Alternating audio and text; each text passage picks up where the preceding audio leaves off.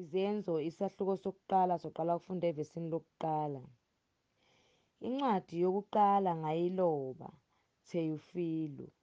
Ngakho konke uJesu aqala ukukwenza nokukufundisa kwaze kwaba lusuku akhushulwa ngalo, esebayalile ngoMoya oNgcwele abapostoli ayebakhethile, waziveza kubo ephilile emva kokuhlupheka kwakhe ngobufakazi obuningi. Wabonwa yibo izinsuku ezingama-40 ekhuluma ngezombuso kaNkulunkulu.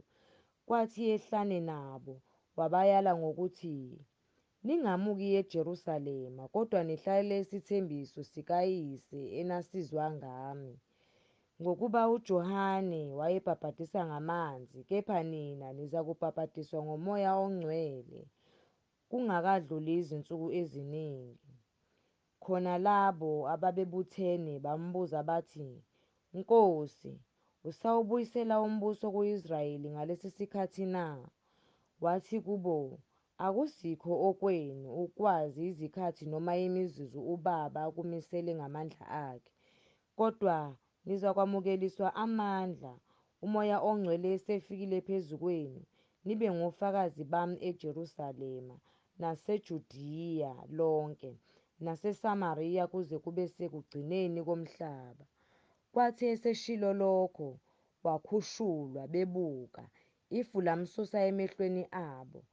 Bathi besagqolozela ezulwini emuka, bheka, amadoda amabili ayemi kubo, embethe izingubo ezimhlophe, athi, "Madoda aseGalile, nimeleni nibheka ezulwini na? UJesu lo, osuswe kini enyuselwa ezulwini, uyakuza kanjalo, njengalokho nimbonile eya ezulwini." Khona babuyela eJerusalema bevela entabeni ethiwa eyemiNqumo, eseduze neJerusalema, ibanga lohambo lweSabatha.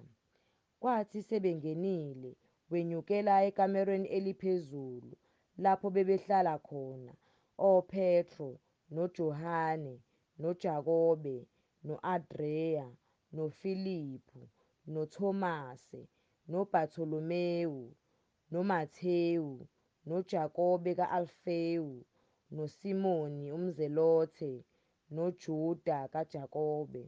Bonke laba baqinisela nganhliziyonye ekukhulekeni kanye nabesifazane noMariya unina kaJesu nabafowabo.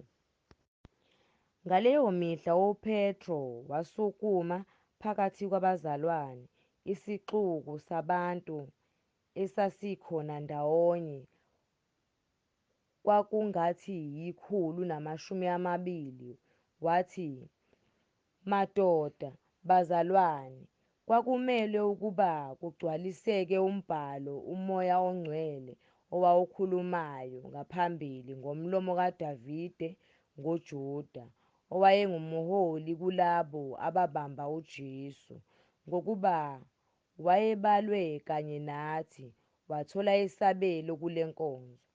Lowo-ke wazuza insimu ngomvuzo wokungalungi, wawa ngekhanda, waqhuma phakathi, nezibilini zakhe zonke zachitheka. Kwaziwa yibo bonke abakhileyo eJerusalema, yaze yagajwa leyo nsimu ngolimi lwakubo ngokuthi i-Alkeldama, okungukuthi insimu yegazi, ngokuba kulotshiwe encwadini yamaHubo ukuthi, "Umuzi wakhe mawube yihlane, kungabikho ohlala kuwo," nokuthi isikhundla sakhe asithathwe ngomunye.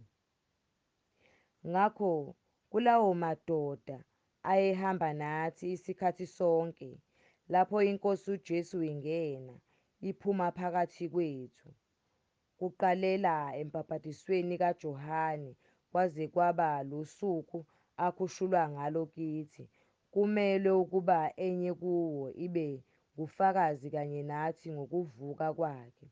Base bemisa ababili, uJosefa othiwa uBasaba, othiwa futhi uJusto, kanye noMathiya. Base bekhuleka bethi, "Wena Nkosi, owazi izinhliziyo zabantu bonke, Ake ukhombe omunye kulaba ababili omkhethileyo ukuba athathe isikhundla sale nkonzo nobupostoli aphambuka kuso uJuda ukuya endaweni yakhe. Basebebenzela inkatho, yadla uMathiya, wabalwa kanye nabapostoli abayi-11.